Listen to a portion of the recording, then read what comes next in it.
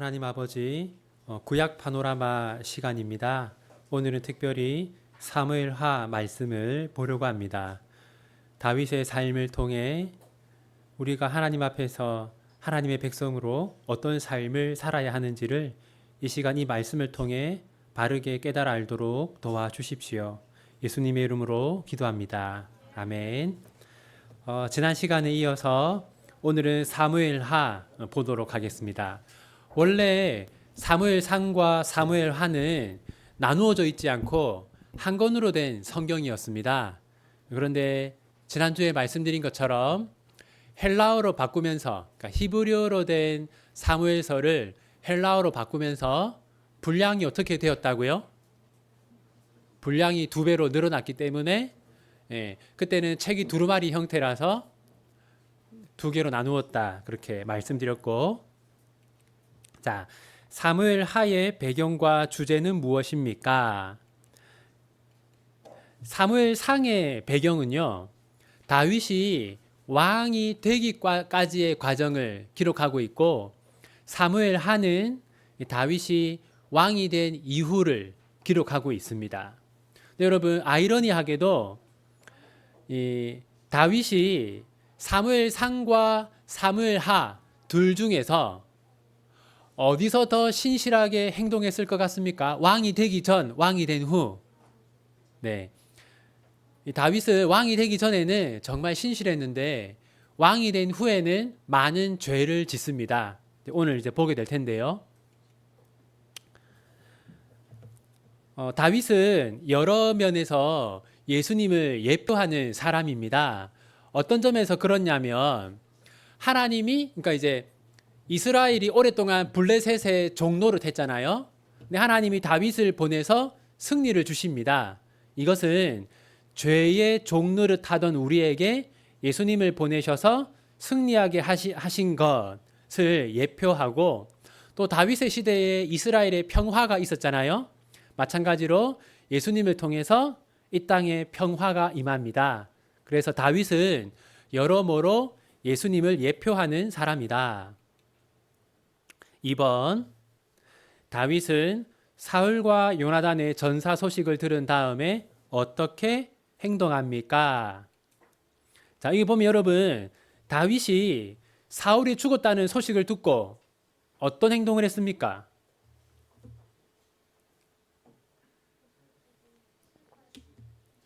네, 옷을 찢었죠, 그죠? 옷을 찢었고 슬퍼하면서 울었고 금식했죠. 옷을 찢는 거, 우는 거, 금식하는 거, 이것은 모두 극도의 슬픔을 나타내는 행동입니다. 그러니까 다윗은 정말로 사울의 죽음이 슬펐던 것이죠. 여러분을 죽이려고 하는 사람이 있었는데 사울이 다윗을 죽이려고 했잖아요. 여러분을 괴롭히고 죽이려고 하는 사람이 죽었다. 그럼 여러분 마음이 어떻겠어요? 기쁘겠죠. 근데 왜 다윗은 이렇게 슬퍼했을까요? 자, 2가지를 우리가 생각해 볼 수 있습니다. 첫 번째는 다윗은 진심으로 사울이 회개하기를 원했기 때문에. 사울은 정말 회개 없이 악독하게 살다가 죽었어요. 다윗은 그게 슬펐을 것이고, 2번째, 이제 사울이 죽었다는 것은 이스라엘 군대가 블레셋 군대에게 패배했다는 걸 의미하거든요. 그러니까 세상 나라가 하나님의 나라를 이긴 것이죠. 그래서 하나님의 영광이 훼손되었기 때문에 슬퍼했다. 이 2가지 이유를 우리가 생각해 볼 수 있습니다. 그 다음, 다윗은 얼마 동안 이스라엘의 왕으로 통치합니까? 이게 이제 우연의 일치일 수도 있는데요. 여러분, 사울이 몇 년간 왕으로 다스렸는지 아세요? 40년. 솔로몬도 40년. 다윗도 40년. 자, 이제 여러분 보시면 처음에 이제 사울이 죽고 난 다음에 유다 지파가 다윗을 왕으로 세워요. 그런데 북쪽은 다윗을 왕으로 인정하지 않았어요. 그래서 다윗은 유다의 왕으로 7년, 그 다음에 사울의 아들 이제 이스보셋이 이제 죽고 난 다음부터 이제 온 이스라엘의 왕으로 33년 그렇게 40년 동안 통치했습니다. 4번 다윗이 이스라엘의 왕이 된 다음에 행한 세 가지는 무엇입니까? 자, 첫 번째는요.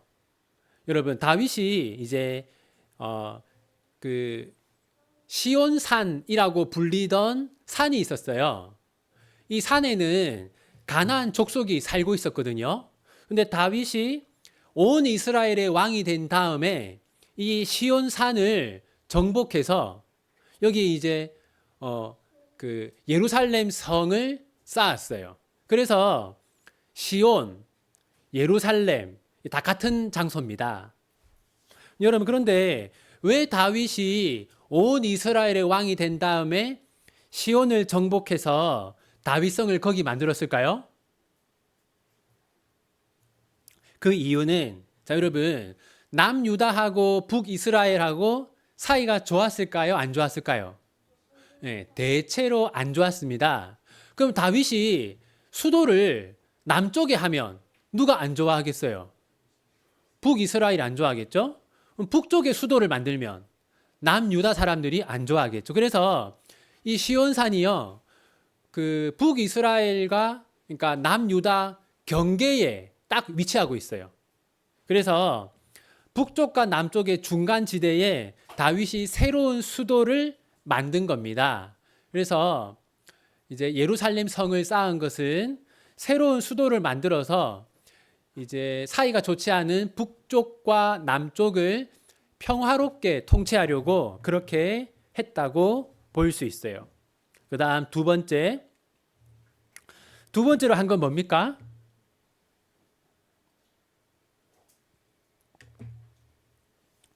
두 번째로 한 건 뭐예요? 지금까지 이스라엘을 괴롭혔던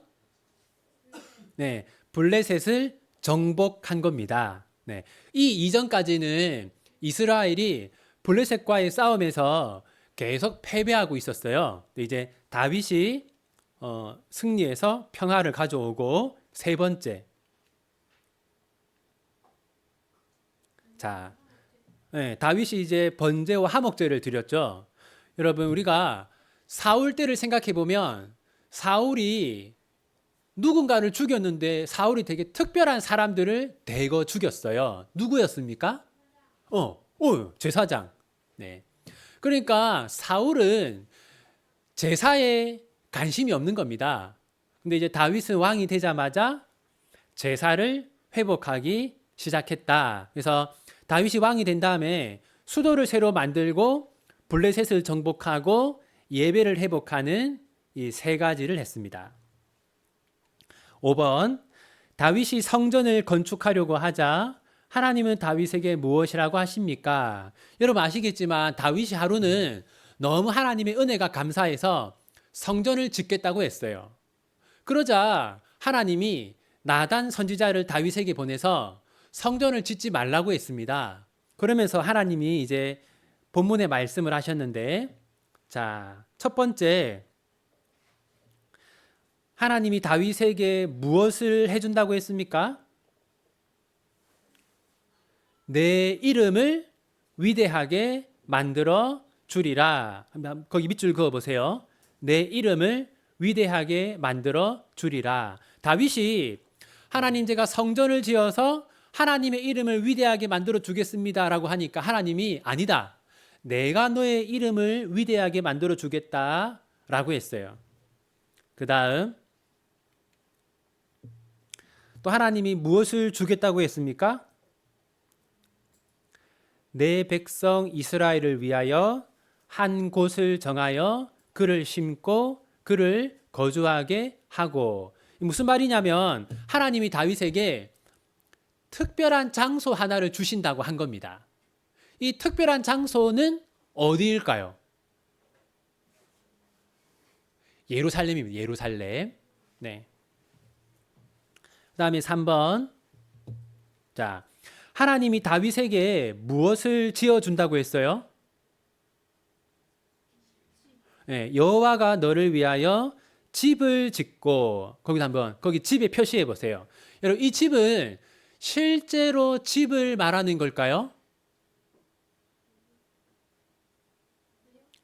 예, 이건 실제로 집이 아닙니다. 이게 뭐냐면요. 다윗 왕조를 말하는 거예요. 다윗 왕조. 자, 여러분 보시면 자, 여러분 조선 시대에 조선을 다스렸던 왕들은 다 누구의 후손입니까? 태종 태조. 그 태조 이름 태조 뒤에 뭐예요? 태조. 이성계. 그래서 이제 이게 이제 이성계의 이씨 왕조입니다. 왕조. 다 이성계의 후손들이죠. 하나님이 다윗에게 집을 지어 주겠다고 한 것은 진짜 집이 아니라 다윗 왕조를 말하는 겁니다. 그래서 이제 그 남유다는 남유다가 멸망할 때까지 한 번도 끊어지지 않고 다윗의 후손들이 다스렸어요. 그게 이제 다윗 왕조죠. 그다음 자, 또 이제 하나님이 누구를 보낸다고 했어요? 내가 내 몸에서 날 내 씨를, 그러니까 이제 하나님이 다윗에게 어떤 후손을 주실 것인데 그 후손을 통해서 다윗의 나라가 견고하게 된다. 이 여기서 말하는 이 다윗의 후손은 누구일까요? 네, 예수님을 말하는 겁니다. 예수님은 다윗의 후손으로 오셨어요. 자,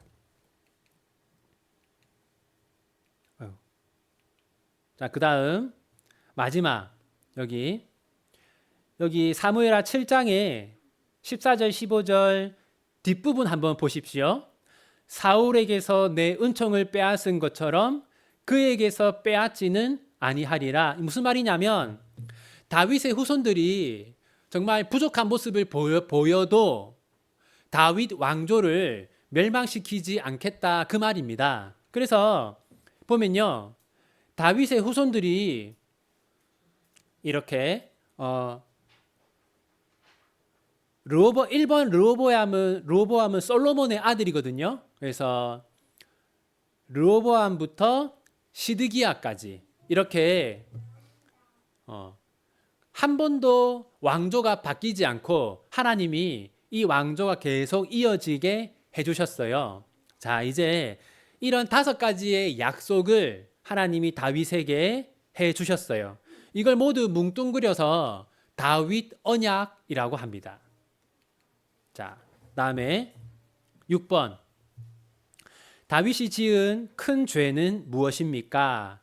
다윗이 크게 2가지 죄를 지었어요. 첫 번째는 이제 다윗이 한 여자를 자기에게 데려오게 하죠. 여자 이름이 뭔지 아는 사람?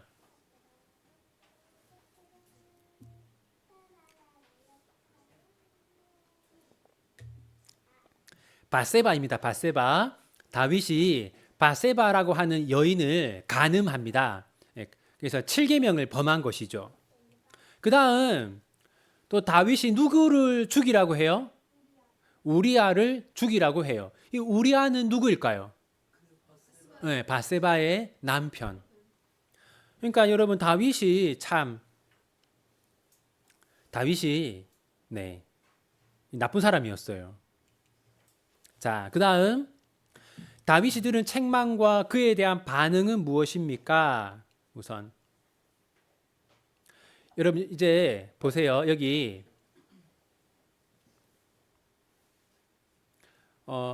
밧세바가 아들을 낳았죠. 그죠? 그러니까 다윗이 그 7계명을 범하고 대략 몇 개월이 지난 겁니까? 대략 몇 개월이 지난 거예요? 10개월. 네. 10개월이 지난 겁니다. 이게 여기서 무슨 말 하는 거냐면 이 10개월 동안 다윗이 하나님 앞에 회개를 하지 않은 겁니다. 네. 그 다음 이제 하나님이 다윗에게 어떤 벌을 내렸습니까? 칼이 내 집에서 영원토록 떠나지 아니하리라. 이 하나님의 벌이 어떻게 이루어졌냐면 다윗의 아들 가운데 네 명이 죽었어요. 일찍 죽었어요. 네 명이나. 이게 하나님이 내린 벌이죠. 그 다음에 그 중에서 세 명이 칼로 죽었어요. 제일 대표적인 게 다윗의 아들 가운데 압살롬이라고 하는 사람이 있었는데 이 압살롬이 비참하게 칼에 맞아서 죽죠. 자, 그런데 여러분 성경을 보면 하나님이 다윗을 악하다고 합니까? 의롭다고 합니까? 의롭다고 하잖아요. 그죠? 다윗이 죽은 다음에 하나님이 계속해서 이 다윗을 의롭다고 하세요. 그 이유가 뭐냐면 다윗이 여기 보면 한번 같이 읽어보겠습니다. 다윗이 그 아이를 위하여 하나님께 간구하되 다윗이 금식하고 안에 들어가서 밤새도록 땅에 엎드렸으니 네. 이제 다윗이 자기 죄를 회개하는 장면입니다.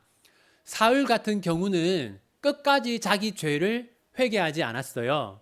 하지만 다윗은 자기 죄를 인정하고 회개했습니다. 그러니까 우리가 죄를 전혀 짓지 않고 살 수는 없지만 우리가 하나님 앞에서 정말 진심으로 회개하면 하나님이 우리 죄를 용서하시고 의롭게 여겨주신다는 것을 알 수 있죠. 8번 다윗이 범죄한 이후에 그의 가정에서 발생한 문제는 무엇입니까? 자, 크게 네 가지 이제 사건이 일어납니다. 첫 번째는 뭐냐면요. 다윗의 아들 가운데 첫 번째 아들, 장자가 암논입니다. 암논. 근데 이 암논이 아버지처럼 성범죄를 저지릅니다. 그 다음 두 번째, 여러분, 다윗이 압살롬을 벌할 수 있었을까요? 없었을까요? 벌할 수 없었겠죠. 왜 벌을 못했을까요? 만약에 다윗이 압살롬을 벌하면 누구도 벌을 받아야 돼요? 자기도. 그러니까 이 암논은요, 다윗을 따라서 행동하는 것을 알 수 있어요. 그 다음에 이 암논이 간음을 행한 그 여자가요, 압살롬의 여동생이었어요. 근데 다윗이 암논을 벌하지 않으니까 압살롬이 개인적으로 복수를 해요. 그래서 이제 압살롬이 이복형이죠. 형을 죽입니다. 그리고 또 압살롬이 이제 반란을 일으킵니다. 이것이 다윗이 지은 죄에 대한 하나님의 징벌이었어요. 9번 다윗의 처분에 불만을 가진 압살롬은 반역을 꾀합니다. 그 결과는 무엇입니까? 이제 압살롬은요, 자기 여동생이 이렇게 아주 끔찍한 일을 당했는데도 다윗이 벌을 내리지 않았어요. 암논에게. 여러모로 불만을 가진 압살롬은 그 불만들이 쌓이고 쌓여서 결국 반란을 일으킵니다. 그런데 압살롬이 어떻게 되냐면요, 압살롬이 이제 다윗의 군대와 전쟁을 하다가 압살롬의 머리가 되게 길었어요. 압살롬의 머리가 이 나무에 걸립니다. 그러자 다윗의 부하였던 요압이라고 하는 사람이 이제 창을 찔러가지고 압살롬을 죽이게 되죠. 여러분, 다윗은 사울을 죽일 기회가 있을 때 어떻게 했습니까? 죽이지 않고 살려주었죠. 그러니까 하나님이 세우신 왕이니까 때가 되면 하나님이 벌하실 거다라고 하면서 다윗은 직접 죽이지 않았는데 압살롬은 자기의 손으로 이제 왕이자 아버지인 다윗을 죽이려고 하다가 이런 벌을 받았습니다. 마지막으로 이제 다윗의 유언. 다윗의 유언 중에서 이제 중요한 게 두 가지가 있는데요. 여기 23장 5절 뒷부분을 보시면 하나님이 다윗에게 어떤 복을 주셨어요? 나의 모든 구원과 나의 모든 소원을 어찌 이루지 아니하시랴. 그러니까 다윗이 나이 많은 할아버지가 되어서 자기 인생을 다 돌아보니까 내가 하나님께 기도했던 것들 하나님이 다 들어주셨다. 그런 고백을 다윗이 하고요. 그 다음에 또 하나는 뭐냐면 우리 같이 한번 읽겠습니다. 그러나 사악한 자는 다 내버려질 가시나무 같으니 이는 손으로 잡을 수 없음이로다. 그러니까 다윗이 자기 인생을 돌아보면서 마지막으로 고백한 게 뭐냐면 하나님은 의로운 자들의 기도는 다 들어주셨고 악한 자들은 하나님이 벌을 내리셨다라는 것을 다윗이 이제 마지막에 유언처럼 후손들에게 남기게 됩니다. 마지막 11번. 자, 여러분 이제 하나님이 다윗에게 뭐라고 했냐면 우리 같이 읽겠습니다. 시작. 그는 내 이름을 위하여 집을 건축할 것이요 나는 그의 나라 왕위를 영원히 견고하게 하리라. 그러니까 하나님이 다윗에게 너의 후손 가운데 누군가가 나를 위해서 집을 지을 거다라고 했어요. 자, 이 말씀은 1차적으로 누구를 통해 이루어졌을까요? 1차적으로 하나님의 집을 지은 사람이 누굽니까? 솔로몬. 그래서 이 말씀은 1차적으로 솔로몬의 성전 건축으로 성취되었고 그 다음 자 같이 읽겠습니다. 그러나 예수는 성전된 자기 육체를 가리켜 말씀하신 것이라. 예수님은 예수님의 몸이 성전이라고 했어요. 그래서 첫 번째로 솔로몬이 성전을 지었고 두 번째로 예수님이 성전을 지었습니다. 이 다윗 언약의 핵심은 예수님이라고 할 수 있죠. 근데 왜 예수님이 자기 몸을 성전이라고 했을까요? 그 이유는 구약 시대에는 하나님을 만나려면 어디로 가야 했습니까? 성전으로 가야 했어요. 그래서 유대인들은요 1년에 몇 차례씩 자기가 어디에 살고 있든지 간에 1년에 한 번씩은 예루살렘으로 가서 거기서 제사를 드려야 했습니다. 근데 여러분 우리가 지금 하나님을 만나기 위해서 예루살렘에 가지 않잖아요. 지금은 우리가 어떻게 하나님을 만납니까? 예수님을 통해서 하나님을 만나죠. 예수님을 통해서 우리의 죄가 다 해결되고 죄가 해결된 사람은 하나님께 나아갈 수 있습니다. 그런 점에서 이제 사무엘서는 예수님을 우리에게 보여주고 있습니다. 네, 이렇게 사무엘서 마무리하도록 하겠습니다. 기도하겠습니다. 사랑과 은혜가 많으신 하나님 아버지, 우리 비전교회 성도들을 하나님의 백성으로 하나님의 자녀로 택하시고 불러 모아 주신 것을 감사합니다. 특별히 오늘 추수감사주의를 맞이하여서 우리 모든 성도들이 1년 동안 하나님 앞에서 감사했던 감사의 제목들을 또 하나님 앞에 고백하게 하신 것 감사합니다. 모든 성도들의 가정이 하나 둘씩 또 하나님 앞에 이렇게 눈으로 볼 수 있는 것들을 과일과 곡식을 내어놓게 하신 것 감사합니다. 또 우리가 함께 성찬을 통해서 은혜 받게 하신 것 감사합니다. 하나님, 우리 모두가 저마다 연약함이 있고 부족함이 있지만 우리가 부족함을 인정하고 하나님의 은혜를 구할 때 하나님께서 영광을 받으시고 우리에게 은혜 내려 주실 줄 믿습니다. 하나님, 우리 비전교회의 모든 연약한 부분들 또 부족하고 아픈 부분들 하나님께서 헤아려 주시고 은혜를 더하여 주시기를 소원합니다. 우리 비전교회 공동체가 하나님의 은혜 안에서 더욱더 하나가 되고 더욱더 사랑하는 그런 건강한 믿음의 공동체가 되게 하여 주십시오. 우리 성도들이 언제 어디에 있든지 하나님께서 늘 함께 하시고 동행하여 주십시오. 우리의 몸과 마음을 우리의 믿음과 신앙을 하나님께서 붙들어 주십시오.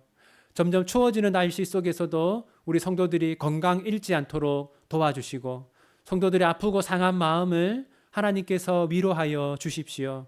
특별히 병원에서 치료받고 있는 이종성 집사님 몸과 마음이 더욱더 건강할 수 있도록 깨끗하게 회복될 수 있도록 특별한 은혜를 더하여 주십시오.